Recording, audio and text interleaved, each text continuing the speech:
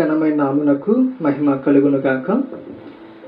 ప్రభునందు ప్రియమైన సహోదరి సహోదరులకు మన ప్రభువును రక్షకుడైన యేసుక్రీస్తు అతి శ్రేష్టమైన నామను బట్టి మీ అందరికీ నా నిండు హృదయపూర్వకమైన వందనాలమ్మ, వందనాలయ్య. ప్రభు మనల్ని ప్రేమించి మరొక చక్కని సమయాన్ని దేవుడు మనకు అనుగ్రహించాడు. ఆలస్యం చేయకుండా దేవుని యొక్క వాక్యంలోకి వెళ్ళిపోతాం. పరిశుద్ధ గ్రంథంలో గత కొన్ని వారాల నుంచిగా, కొన్ని రోజుల నుంచిగా ధ్యానం చేస్తున్నాం. యోనా గ్రంథ ధ్యానాలు మనం చేస్తున్నాం. వచ్చినాం అనేకమైన విషయాలు ప్రభు మనతో మాట్లాడుతున్నాడు. మరి ఆ విషయాలు ఈరోజు క్లుప్తంగా కొన్ని విషయాలు మనం ధ్యానం చేసుకుందాం. దయచేసి మీ దగ్గర బైబిల్ ఉన్నట్లయితే యోనా గ్రంథం 1వ అధ్యాయం 3-4 వచనాలు, 2 వచనాలు ఒకసారి చదువుకుందాం. ప్రభు చిత్తమైతే ఈ 2 వచనాలు ఈరోజు మీతో నేను పంచుకుని ఆశపడుతున్నాను. అయితే యెహోవా సన్నిధి నుండి తర్షీసు పట్టణమునకు పారిపోవాలని యోనా మొప్పేకు పోయి తర్షీసునకు పోవు ఒక ఓడను చూచి ప్రయాణమునకు కేవిచ్చి యెహోవా సన్నిధిలో నిలవక ఓడ వారితో కూడి తర్షీసుకు పోవుటకు ఓడ ఎక్కెను. అయితే యెహోవా సముద్రం మీద పెద్ద గాలి పుట్టింపగా సముద్రమందు గొప్ప తుఫాను రేగి ఓడ బద్దలైపోవు గతి వచ్చును. చిన్న ప్రార్థన చేసుకుందాం. సైన్యములకు అధిపతి అయిన మా ప్రభువా, నీ మాట వింటే ఆశీర్వదింపబడతామని, నీ మాట వినకపోతే అంతమైపోతామని అనేక పర్యాయాలు మేము వింటున్నాం, ప్రార్థిస్తున్నాం, మాతో మాట్లాడుతున్నాం.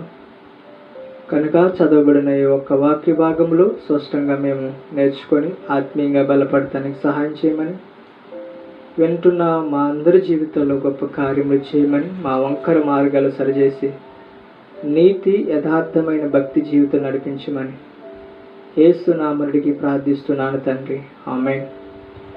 క్రీస్తునందు ప్రియమైన దేవుని బిడ్డలారా, మనం చూసినట్లయితే యోనా గ్రంథం చాలా పర్యాయాలు చిన్నపిల్లల గ్రంథం అంటూ ఉంటారు కొంతమంది. యోనా కథ తెలియని వాళ్ళంటూ ఎవరు ఉండరు.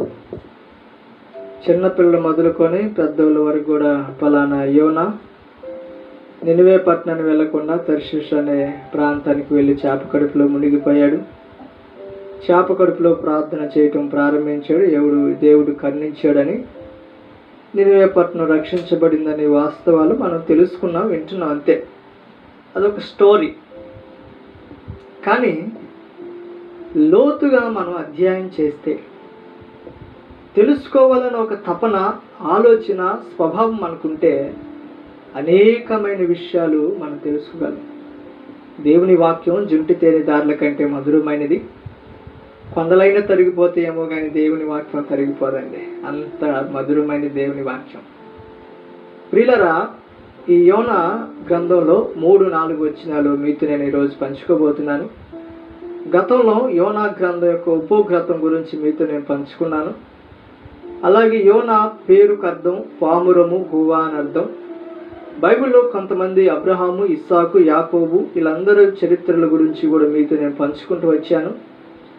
అలాగే పామురు యొక్క గుణలక్షణాలు కూడా మీతో నేను పంచుకున్నాను, విన్నారు మీరు అందరూ కూడా, చాలా సంతోషం.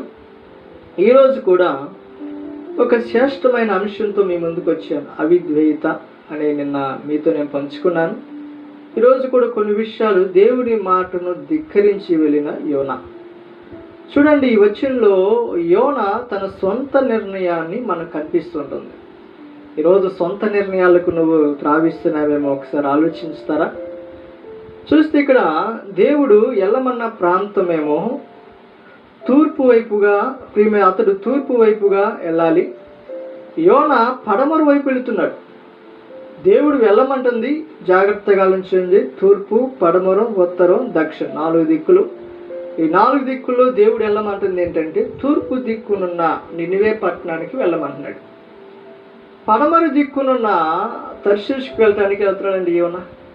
వెళ్ళమందేమో ఒక మార్గం, వెళుతుందేమో ఇంకో మార్గం. మనం చూస్తాం ఇక్కడ తర్షీషు అనే ప్రాంతానికి, పట్టణానికి ఒక అర్థం ఉంది. దాన్ని ఏమంటారంటే వ్యాపార కేంద్రం. ఇప్పుడు కూడా మనందరం చూస్తున్నాం, టీవీలో కూడా వుహాన్ అనే ఒక రాజధాని చైనాలో ఉందని, బహుశా అది ప్రపంచంలోని చాలా వ్యాపార కేంద్రానికి ఒక కేంద్రంగా ఉందని మనం చూస్తున్నాం. అలాగే ప్రియమైన దేవుని బిడ్డలారా, ఈ తర్షీష్ అనే ప్రాంతం కూడా వ్యాపారానికి కేంద్రంగా ఉంది. ఇది నినివే పట్టణానికి తూర్పుగా ఉంది, తర్షీష్కు పడమరుగా ఉన్నట్టుగా మనం చూస్తున్నాం. అయితే యోనా ముప్పేకు వెళ్ళి తర్షీష్కు వెళ్ళడానికి ప్రయత్నం చేసినట్టుగా మనం చూస్తున్నాం. ముప్పే అనగా, జాగ్రత్తగా వినండి, మరి ముప్పే అనగా సుందరమైనది అని అర్థం. అనర్థం. తర్షీష్ అనగా సొంత ఆలోచన అని అర్థం. ముప్పే అనగా ఏమంటండి ప్రియమైన దేవుని బిడ్డలారా, ముప్పే అనగా సుందరమైనది అని అర్థం. తర్షీష్ అనగా సొంత ఆలోచన అని అర్థంగా మనం చూస్తాం. పాలసీనా అనే ప్రాంతానికి చెందిన ముఖ్యమైన పట్టణంగా ఈ తర్షీష్ ఉంది. పాలసీన దేశం మనం వినే ఉంటాం. పాలసీన దేశం అనే పట్టణానికి తర్షీష్ కేంద్రంగా ఉన్నట్టుగా మనం చూస్తున్నాం. చూడండి, బైబిల్లో పాత నిబంధనలోనే కాదు, కొత్త నిబంధనలో కూడా ఈ ముప్పే అనే ఒక పేరు ఉన్నట్టుగా మనం చూస్తాం. అక్కడ ఒక సహోదరి చనిపోయింది, తల్లిగారు అక్కడ చనిపోయారు. ఆ తల్లిగారు చనిపోయినప్పుడు ఒక దైవజనుడు వచ్చాడంట. చూద్దాం ఒకసారి బైబిల్ ఉన్నట్లయితే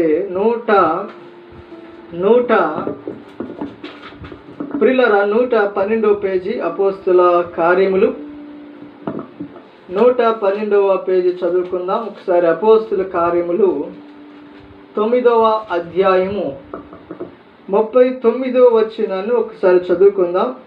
అపోస్తుల కార్యములు 9వ అధ్యాయం 39వ వచనం చూస్తే ఇక్కడ పైన 36 నుంచి కూడా ఇక్కడ ఒక సహోదరి పేరు ఉంటుంది. 39 చూద్దాం ఒకసారి. పేతురు లేచి వారితో కూడా వెళ్ళి అక్కడ చేరినప్పుడు వారు మేడగదిలోనికి అతన్ని తీసుకుని వచ్చిరి. విధవరాండ్రందులు వచ్చి ఏడుచు, దోర్కా తమతో కూడా ఉన్నప్పుడు కుట్టిన అంగీలను వస్త్రములను చూపుచు అతని ఎదుట నిలిచిరి. పేతురు అందరిని వెలుపలికి పంపి మోకాళ్ళని ప్రార్థన చేసి శవం వైపు తిరిగి, తబితా లెమ్మనగా ఆమె కన్నులు తెరిచి పేతురును చూచి లేచి కూర్చుని. అప్పుడు ఆయన చేయి ఇచ్చి లేవనెత్తి పరిశుద్ధులను విధవరాండులను పిలిచి ఆమెను సజీవురాలుగాను వారికి అప్పగించెను. అది ముప్పే అంతటా తెలిసినప్పుడు అనేకులు ప్రభువునందు విశ్వాసముంచిరి. పేతురు ముప్పేలో సియోను ఒక చర్మకారుని యొద్ద బహుదినములు నివసించునని రాయబడింది. అంటే ఇక్కడ ఒక అద్భుతం, ముప్పే అనే ప్రాంతంలో కూడా ఒక అద్భుతం. పేతురు, యేసు ప్రభు శిష్యుడు పేతురు ఇక్కడ చేసిన గొప్ప కార్యం మనం చూస్తున్నాం. ధర్మ కార్యములు చేసి తనకున్న దాంట్లోనే విధవరాండులకు అనేక మందికి అంగీలు కుట్టి ప్రియమైన దేవుని బిడ్డలారా వస్త్రములు ఇచ్చి ఆదరించిన దోర్కా ప్రియమైన దేవుని బిడ్డలారా కైలపడి చనిపోయినప్పుడు పరిశుద్ధాత్మ యొక్క ప్రేరేపణతో పేతురు గారు తనను ప్రార్థనతో ఆమెను బ్రతికించినట్టుగా మనం చూస్తున్నాం. ముప్పై అనే ప్రాంతం అంతా కూడా ఒక సువాసనతో నింపబడినట్టుగా మనం చూస్తున్నాం. కనుక ప్రియమైన దేవుని యోనా అలాంటి ప్రాంతానికి ఎందుకు దేవుడు చూపించే ప్రాంతానికి వెళ్లకుండా సుఖానికి బానిసైపోయి కష్టపడకుండా అనుభవాలకు ఉండిపోతున్న స్వభావం ఈ వచనంలో మనం కనిపిస్తూ ఉంటుంది. యోనా ఎప్పుడైతే ఈ యొక్క తర్షీషు వాడు ఎక్కాడో, ఎబ్బేకు అనే రొయ్య దగ్గరికి ఎప్పుడైతే వెళ్ళాడో, వెళ్ళిన తర్వాత తర్షీషు వాడలు అన్నీ కూడా ముందుకు వచ్చి పడ్డాయంట. అప్పుడు దాకా నినివే పట్టణం వాళ్ళు ఉండొచ్చేమో, కానీ తర్షీషు వాడలు వెంటనే వచ్చేసినాయి అంట. వెంటనే వచ్చేసి, ఎందుకంటే వ్యాపార కేంద్రం కాబట్టి తర్షీషు ఎక్కువ బట్టలు కానీ, డబ్బు కానీ, బంగారం కానీ, అనేకమైన వస్తువులు కొనుక్కోవడానికైనా ఆ వ్యాపారానికి కేంద్రంగా ఉంది కాబట్టి విస్తారమైన ఓడలు ఆ యొక్క తర్షీషు ఓడలు ఉన్నాయంట. అయితే ప్రియమైన దేవుని బిడ్డరా, యోనా వెంటనే ఈ యొక్క తర్షీషు వాడు ఎక్కినంట, డబ్బులు కూడా చెల్లించాడంట.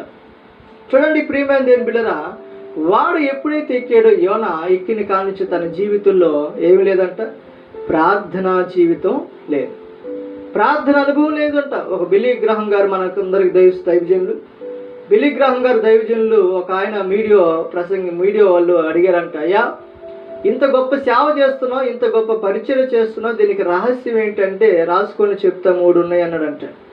1 ప్రార్థన, 2 ప్రార్థన, 3 ప్రార్థన అంట. ఆశ్చర్యపోయారు. అయ్యా పొరపాటు పడ్డారా మీరు? 1 ప్రార్థన అన్నారు, 2 ప్రార్థన అన్నారు, 3 ప్రార్థన అన్నారు. ఏందయ్యా అంటే, అవునయ్యా నా జీవితంలో రహస్యమైనది ఏదైనా ఉంది అంటే అది ప్రార్థనే అన్నాడంట. కనుక ప్రియమైన దేవుని బిడ్డలారా, ఆలోచిస్తే ప్రార్థన మర్చిపోయాడు యోడెక్కిన కానించి. ఒకరోజు ఒక సహోదరికి దేవుడు దర్శనం ఇచ్చాడు, ప్రేరేపణిచ్చి, అమ్మా నువ్వు పలానా ప్రాంతానికి వెళ్ళి పలానా చోటుకి వెళ్ళి సువార్త ప్రకటించు, అక్కడ నశించిపోతున్నారు ప్రజలు, పాపంలో మునిగిపోతున్నారు, పాప ఊపిలో పడిపోయారు, కాబట్టి నీ సువార్త, నీ ప్రార్థన శక్తి కలిగింది కాబట్టి, నా మనసును కరిగించింది కాబట్టి నువ్వు వెళ్ళి సువార్తను ప్రకటించండి. దేవుడు తనకి ప్రత్యక్షమై దర్శనమిచ్చాడంట. జాగ్రత్తగా ఆలోచించండి. ఆమె ఆలోచన ఏంటంటే, నేను వెళితే బాగోదేమో కానీ నా భర్త వెళితే బాగుండేదని తన భర్తను పంపించిందంట. ఏమండి, నువ్వు వెళ్ళి ఫలానా ప్రాంతానికి వెళ్ళి సువార్త ప్రకటించిపో అని తన భర్తను పంపించిందంట. తన భర్త వెళ్ళి సువార్త ప్రకటించాడో లేదో తెలియదు కానీ సంవత్సరం అయింది, తిరిగి రాలా. ఎదురు చూస్తూ ఉంది, కళ్ళు పెట్టి వెయ్యి కళ్ళతో ఎదురు చూస్తూ ఉంది తన భర్త కోసం. ఏమండి, ఎప్పుడు వస్తాడని దేవుని సన్నిధిలో ప్రార్థన చేసింది. ఇంకా సువార్త అందలేదు ఆ ప్రాంతంలో అన్నాడు దేవుడు. వెంటనే తన 2 కుమారులనంట, 2 కుమారులను కూడా పంపించింది. చూడండి, చూసిరా పోండి, మీ డాడీ అక్కడ సువార్త ప్రకటిస్తున్నాడో లేదో చూసిరా పోండి అని తన 2 కుమారులు కూడా ప్రియమైన దేవుని సువార్త పరిచర్యకు పంపించిందంట. పంపించినాక వాళ్ళు కొన్ని నెలలు అవుతుంది, 1, 2 నెలలు, 3 నెలలు అవుతుంది, ఇంకా తిరిగి రాలా. వాళ్ళకి పత్రాలు కానీ జవాబు కానీ ఏమీ లేదు. తల్లికి భయం ఆందోళనతో ఉండిపోయింది. ఏంటి ప్రభువా, నీ సేవ చేయటానికి నా భర్తను పంపించాను, నా 2 బిడ్డలను పంపించాను, అయ్యా నీ సేవ చేయటానికి మేము పోతే ఏంటి ప్రభు ఇలాంటి పరిస్థితి జరిగింది, ఒక్కరు లేరు, ఎక్కడున్నారో తెలియదు, చచ్చిపోయారా బతికారా కూడా తెలియని పరిస్థితుల్లో ఉండిపోయాం ప్రభు, ఏంటి ప్రభు అసలు నువ్వు ఉన్నావా అని దేవుని ప్రశ్నిస్తుందంట. దేవుడు అన్నాడంట, అమ్మా నేను క్లారిటీగానే ఉన్నాను, నువ్వు క్లారిటీగా లేవనంట. అర్థమైందని నేను చెప్పింది? ఆలోచించండి, నేను క్లారిటీగానే ఉన్నాను, మీరు క్లారిటీగా లేరు. దేవుడు ఎవరిని వెళ్ళమన్నాడు? ఆమెను వెళ్ళమన్నాడు. ఆమెను వెళ్ళమంటే ఏమేం చేసింది? సొంత పెత్తనాలు చేసింది. కనుక ఎవరు వెళ్ళాలో, ఎవరు సువార్త ప్రకటించాలో, ఎవరు వాక్యాన్ని అందించాలో వాళ్ళే వాక్యాన్ని అందించాలి, సువార్త ప్రకటించాలి తప్ప ఏదో బ్యాగ్ పట్టుకున్నంత మాత్రాన, లేకపోతే అభిషేకాలు, లేకపోతే ట్రైనింగ్లు అయిపోయినంత మాత్రాన కాదన్న సంగతి గ్రహించండి. దేవుని పిలుపు అనేది ఖచ్చితంగా మనకు ఉండాలి. దేవుని దర్శనం అనేది ఖచ్చితంగా మనకు ఉండాలన్న సంగతి గ్రహించండి. అప్పుడు ఆమె వెళ్ళి సువార్త ప్రకటించడం ప్రారంభించింది. వేలాది మంది రక్షించబడ్డారు.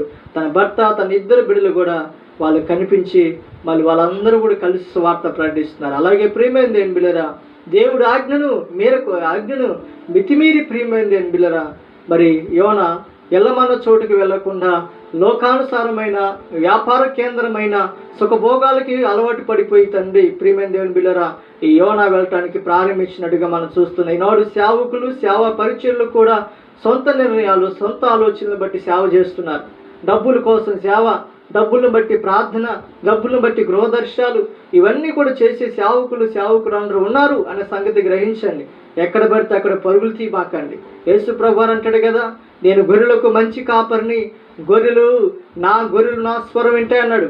ఏ గొర్రెలైతే దేవుని స్వరాన్ని వింటాయో, కనుక ఈరోజు వాక్యం వింటున్న ప్రియ తండ్రి, ప్రియ తల్లి, ప్రియ సహోదరి, ప్రియ సహోదరుడు జాగ్రత్త విను. ఏ కాపరిని వెంబడిస్తున్నాం? ఏ గొర్రెల కాపరైన దేవుణ్ణి మనం వెంబడిస్తున్నావా, లేకపోతే అపవాదైన సాతాన్ని మనం వెంబడిస్తున్నామని ఒకసారి ఆలోచించాలని ప్రేమతో తెలియపరుస్తున్నాను. కనుక దమస్కులో మనందరికీ తెలుసు, దమస్క్ అనే మార్గంలో పౌలుగా మార్చబడినప్పుడు ప్రియమైన దేవుని బిడ్డలారా, గేటు దగ్గర 2 కళ్ళు మందలించిపోయిన తర్వాత అననీయ అనే ఒక సేవకుడు ఉంటాడు. అక్కడికి వెళ్ళి నువ్వు వెళ్ళి చెప్పయ్యా, ఇదిగో అననీయ అని పలానా దైవజనుడు ఉంటాడు, అక్కడికి వెళ్ళి నీ కళ్ళు బాగుపడితే పో అంటాడంట దేవుడు. చూడండి, అపోస్తుల కార్యగ్రంథం 9వ అధ్యాయం, ఇందా చదివిన అపోస్తుల కార్య 9వ అధ్యాయం 10వ వచనం ఒకసారి పైన చూద్దాం. 10వ వచనం, అక్కడ దమస్కులో అననీయ అని ఒక శిష్యుడు ఉండెను. ప్రభు దర్శనమందు అననీయ అతన్ని పిలువగా అతడు ప్రభువా, ఇదిగో నేనున్నాను. అందుకు ప్రభు, నీవు లేచి తిన్న నిందబడిన మీ వీధికి వెళ్ళి యోధా అనువాని ఇంట తర్సువాడైన సౌలు అనువాని కొరకు విచారించుము. ఇదిగో అతడు ప్రార్థన చేయుచున్నాడు. అతడు అననీయ అంటున్నాడు. నొక మనుష్యుడు లోపలికి వచ్చి తాను దృష్టి పొందినట్టు తల మీద చేతులుంచుట చూచి ఉన్నాడని చెప్పాను. అందుకు అన్నయ్య అంటున్నాడు, ప్రభువుతో అంటున్నాడు, ప్రభువా, ఈ మనుషుడు యెరూషలేములో నీ పరిశుద్ధులకు ఎంతో కీడు చేసిన వాడని అతని గురించి అనేకుల వల్ల వింటిని. ఇక్కడను నీ నామమును బట్టి ప్రార్థన చేయి వారందరినీ బంధించుటకు అతడు ప్రధాన యాజకులకు వలన అధికారం పొందిన ఉన్నాడని ఉత్తరం ఇచ్చాడు. యేసు ప్రభు అంటున్నాడు, చూడండి 15వ వచనం, చాలా జాగ్రత్త, మంచి వాక్యం. అందుకు ప్రభు, నీవు వెళ్ళుము, అన్ని జనుల ఎదుటను రాజుల ఎదుటను ఇశ్రాయేలు ఎదుట నా నామమును భరించుటకు. ఇతడు నేను ఏర్పరచుకున్న సాధువైన సాధనమైన ఉన్నాడు. ఇతడు నా నామమున కొరకు ఎన్ని శ్రమలైనను అనుభవింపాలనో నేను ఇతనికి చూపుదునని అతనితో చెప్పాను. సేవ అంటే పూల బాట కాదండి, ఒక ముళ్ళ బాటని ఆలోచించండి. సేవ అంటే ఏదో తేలిక అనుకుంటున్నారేమో, ఏదో డబ్బులు వస్తాయి, సందాలు వస్తాయి, లేకపోతే ఇంకోటి వస్తాయి, మంచి పేరుండిద్ది అనుకుంటున్నారేమో. దాని వెనక ఎంతో కష్టం ఉన్న సంగతి గ్రహించండి. దేవుడు పిండుతాడండి, రసం పిండినట్టు పిండుతాడు. ఎంతవరకు మనం ఓపికగా ఉంటామో, ఎంతవరకు మనం ఓర్చుకోగలుగుతామో, ఎంతవరకు మనం నిలకడగా ఉండగలుగుతామో ఒక్కసారి దాన్ని మనం ఆలోచించాలని ప్రేమతో తెలియపరుస్తున్నాను. అందుకు సౌలు పన్ను ఏమంటాడు, ఇతను నీ నామమును దూషించిన వాడయ్యా, అనేక రీతిలుగా హింసించిన వాడే అంటే నేను చెప్తున్నానయ్యా, అతని కొరకు నువ్వు ప్రార్థించే. నా నామమును అతడు భరించడానికి, ఎన్ని శ్రమలైనా భరించడానికి అతడు ఏర్పరచుకున్న గొప్ప సేవకుడు అన్నాడంటే ఎంత గొప్ప ప్రేమ ఒకసారి ఆలోచించండి. మార్క్స్ వార్తలో కూడా మనం చూస్తాం, 10వ అధ్యాయం 28వ వచ్చిన 30 వరకు కూడా చూస్తే సేవ అంటే అక్కడ కూడా కొన్ని విషయాలు మనకు కనిపిస్తుంది. అలాగే ఒక్కొక్క పర్యాయం నేను అనుకుంటూ ఉంటాను, సేవ అంటే కష్టాల బాటలో వెళితే మనం ఎట్టా అని అనుకుంటూ ఉంటాం. కానీ సేవలో కూడా సుఖం అనేది ఉంటుందండి. కష్టాలతో పాటు సుఖం అనేది కూడా ఉంటుందన్న సంగతి గ్రహించండి. మీరు సమయం లేదు కాబట్టి నేను చదవట్లేదు. మార్క్స్ వార్త 10, 28, 30 వరకు చదివితే అక్కడ మీకు కొన్ని కనిపిస్తుంటాయి. యోనా గ్రంథంలో అధ్యాయంలో ఈ 2 పేపర్లు 32వ పుస్తకం, బైబిల్ గ్రంథంలో 39 పుస్తకాలు పాత నిబంధనలో, కొత్త నిబంధనలు 27 పుస్తకాలు ఉన్నాయి ఈ యొక్క బైబిల్లో. యోనా గ్రంథం 32వ పుస్తకం అయితే మొదటి అధ్యాయంలో 17 వచనాలు ఉన్నాయి. చూడండి, 4వ వచనంలోకి వెళ్ళిపోతున్నాను. యోనా గ్రంథం 1వ అధ్యాయం 4వ వచనం. అయితే యెహోవా సముద్రం మీద పెద్ద గాలి పుట్టింపగా సముద్రమందు గొప్ప తుఫాను రేగి ఓడ బద్దలైపోవు గతి వచ్చిందంట. యోనా, నీవు దేవుని నినివే పట్టణానికి వెళ్ళమంటే తర్షీషుకు వెళుతున్నాడు కాబట్టి యొక్క ఉగ్రత అనేది వచ్చినట్టుగా మనం చూస్తున్నాం. ఎందుకు అనేది ఒక్కసారి ఆలోచిద్దాం. ఎందుకు యోనా నినివే పట్టణానికి ఎందుకు వెళ్ళలేదు, కొంచెం బ్రెయిన్ పెడదాం, ఒకసారి ఆలోచిద్దాం. నేను కొన్ని విషయాలు మీతో నేను పంచుకుంటాను. యోనాకి నినివే పట్టణం ఇష్టం లేదు. యోనాకి ఎందుకు ఇష్టం లేదంటే, యోనా నినివే పట్టణానికి వెళ్ళటానికి ఎందుకు ఇష్టపడతలేదంటే, అది ఆ రోజుల్లో నినివే పట్టణం ఆషూరు దేశానికి ఆధారంగా ఉన్నట్టు చూస్తాం. ఆషూరు దేశస్తులు దేవుని వ్యతిరేకించే వాళ్ళు అనమాట. దేవుని సేవకులన్నా, దేవునికి ప్రార్థించే వాళ్ళన్నా, దేవుణ్ణి సేవించే వాళ్ళన్నా ఆషూరులు దేశస్తులు వ్యతిరేకులుగా ఉన్నట్టుగా మనం చూస్తాం. ఈరోజు మనం కూడా చూస్తాం. చైనాలో కూడా కింఫింగ్ అనే ఒక ప్రధానమంత్రి నేనే దేవుణ్ణి అని ప్రకటించుకున్నాడు. వచ్చింది ఒక ఉగ్రత, కరోనా కదండి. కనుక ప్రియమైనది ఏంటి బిడ్డరా, మనం ఆలోచిస్తే ప్రియమైనది, ఆషూరులు బహు క్రూరమైన వాళ్ళంటండి. ఆషూరులు బహు క్రూరమైన వాళ్ళంట. ఎంత క్రూరమైన వాళ్ళంటే, సువార్త ప్రకటించే వాళ్ళైనా, దేవుని నమ్ముకున్న వాళ్ళైనా, దేవుని ఆరాధించే దేవుని స్తుతించే వాళ్ళైనా వాళ్ళని కఠినమైన శిక్షకు బానిస చేస్తారంట. ఒకసారి ఆలోచించండి.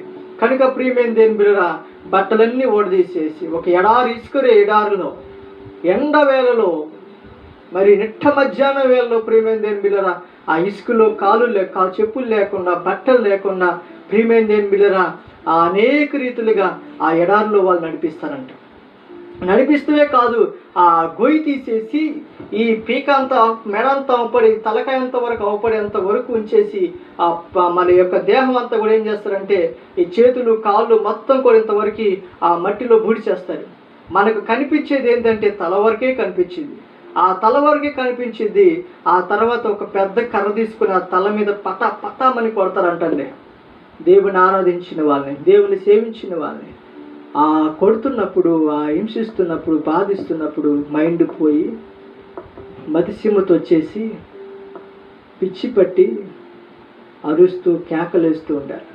ఇదే సంఘటన మనందరికీ తెలుసు. చైనాలో కూడా అనేక మంది, వందలాది మంది సేవకులను బలి తీసుకున్నారు. అనేక దేశాలు, అనేక రాష్ట్రాలు, అనేక ప్రాంతాల్లో కూడా సేవకులు బలయ్యారండి. యేసు ప్రభు శిష్యులు కూడా ఎంతగా త్యాగాలు చేశారో ఒకసారి ఆలోచించండి. కానీ వారు చిందించిన ప్రతి రక్తపు బొట్టుకు ఒక సంఘముగా ఏర్పడింది. హల్లెలూయా. కనుక సేవ అంటే కష్టమైనదనే సంగతి గ్రహించండి. పూల బాట కాదు సేవ అంటే, ముళ్ళ బాటే అనే సంగతి గ్రహించండి. కనుక సావైనా బ్రతుకైనా దేవుని కొరకే చేయాలి. దేవుని మాట మీద లోబడాలనే తత్వం మనలో ఉండాలని ప్రేమతో తెలియపరుస్తున్నాను. రెండవదిగా ఈ ప్రజలు యోనా అనుకున్నాడు. ఒకటి ఏమనుకున్నాడంట? యోనా అనుకున్నది ఏంటంటే, యోనా నినివే పట్టణానికి వెళ్తానికి ఇష్టం లేదు యోనాకి. రెండోది ఏంటంటే, ఈ ప్రజలు ఒకవేళ నినివే పట్టణానికి వెళ్ళి నేను సువార్త ప్రకటిస్తే వాళ్ళు రక్షించబడతారు. అది వాస్తవం. ఎందుకంటే దేవుడు కరుణామయుడు, శాంతిమయుడు, శాంతిగల దాత, ఎంత ప్రేమనైనా చూపించి వాళ్ళను రక్షిస్తాడు. నా పనే ఈ పరిస్థితి అయిపోయింది, నేను పాతాల్లోకి వెళ్ళిపోతే నేను చచ్చిపోతాననే ఒక భయంతో యోనా ఇలా సువార్త ప్రకటించాల. మూడో కారణం ఏంటంటే, యోనా అవిధేయుడంట.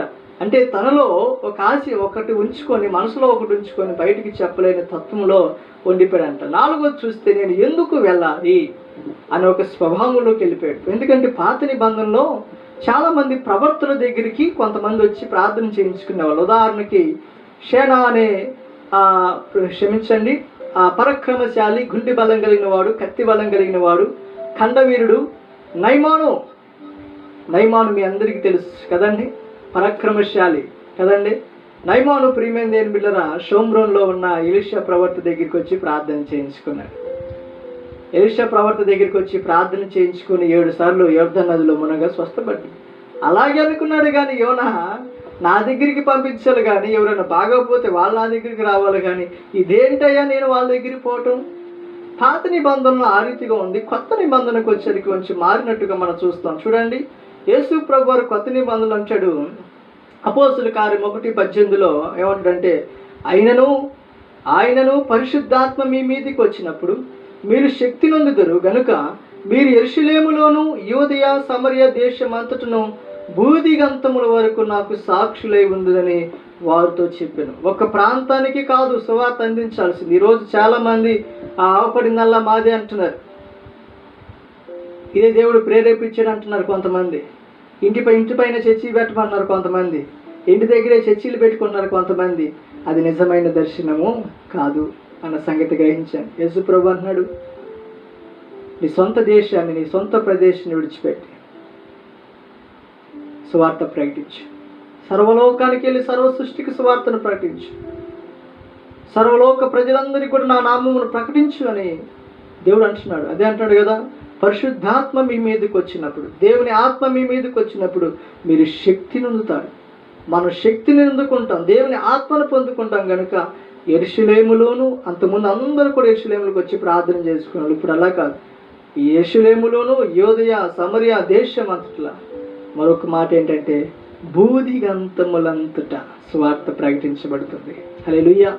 ఈరోజు ఈ సువార్త ప్రకటించబడుతుంది కాబట్టి మనమందరము కూడా స్వేచ్ఛగా ఇక్కడ దేవుని వాక్యాన్ని మనం వినగలుగుతున్నాం. టీవీలో వింటున్న ప్రియ తమ్ముడు, ప్రియ చెల్లి, ప్రియ సహోదరి, ప్రియ సహోదరుడా, ఈ వీడియో వీక్షిస్తున్న ప్రియ తమ్ముడు, దేవుడు నీతో మాట్లాడుతున్న సంగతి గ్రహించాలని ప్రేమతో మీ అందరికీ తెలియపరుస్తున్నాను. చివరిగా నా మాట నేను చెప్పి నేను ముగిస్తాను. యోనా గ్రంథాన్ని ఒకసారి చూద్దాం.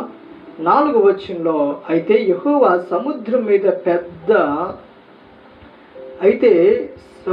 మీద పెద్ద గాలి పుట్టింపగా సముద్రము గొప్ప తుఫాను రేగి ఓడ బద్దలైపోవు గతి వచ్చింది. ప్రభు చిత్తమైతే రేపు ఒక అద్భుతమైన సందేశంతో మీతో నేను వస్తాను. చాలా జాగ్రత్తగా వినాలని ఆశపడుతున్నాను. తుఫాన్ ఎందుకు వచ్చింది? యోనా ఉన్న ఓడలో తుఫాన్ ఎందుకు వచ్చింది? అదే ఓడ నేను ముందుగానే చెప్తాను, మీకు వినండి. అదే సముద్రంలో ఓడలో ప్రయాణం చేస్తున్న యేసు ప్రభు ఉన్న నావలో కూడా తుఫాను వచ్చింది. వీటికన్నిటికి కూడా ఎందుకు వచ్చిందో రేపు ప్రభు చిత్తం అయితే మీతో ఖచ్చితంగా పంచుకుంటాను. ప్రార్థన చేయండి. ఇప్పటి వరకు మీరు వాక్యం విన్నారు. ఈ వాక్యం మీకు ఆశీర్వాదకరంగా, దీవెనకరంగా, మేలుకరంగా ఉన్నట్లయితే మీరు అనేక మందికి పంపించి ప్రభు పనిలో మీరు కూడా పాలుభాగస్తులై ఉండాలని ప్రేమతో తెలియపరుస్తున్నాను. మరొకటి చిన్న మనవి, ప్రభు మిమ్మల్ని ప్రేరేపిస్తే ఖచ్చితంగా ఈ పరిచయను ప్రోత్సహించండి. మీ అమూల్యమైన కానుకలు పంపించి ప్రభు పనిలో మీరు కూడా పాలుభాగస్తులై ఉండాలని ప్రేమ తెలియపరుస్తున్నాను. మీకు అక్కడ మీ ప్రార్థన అవసరతల కొరకు మా ఫోన్ నెంబర్ అని రాసాం చక్కగా. 90049801 అనే నెంబర్ ఉంది. ఆ నెంబర్ ఫోన్పే, గూగుల్ పేలో ఉంది. కనుక మీరు ఏదైనా కానుకలు పంపించాలని ఆశిస్తున్నట్లయితే తప్పకుండా మీరు పంపించి ప్రభు యొక్క పనిలో మీరు కూడా, సువార్త పనిలో మీరు కూడా పాలుభాగస్తులై ఉండాలని ప్రేమతో తెలియపరుస్తున్నాను. చివరి ప్రార్థన చేసుకుందాం. పరిశుద్ధుడానికి వందనాలు. చక్కని వాక్యాన్ని మేము విన్నాం. వాక్యాన్ని మా జీవితంలో ఫలింపచేయమని యేసు నామమున ప్రార్థిస్తున్నాను తండ్రి. ఆమేన్.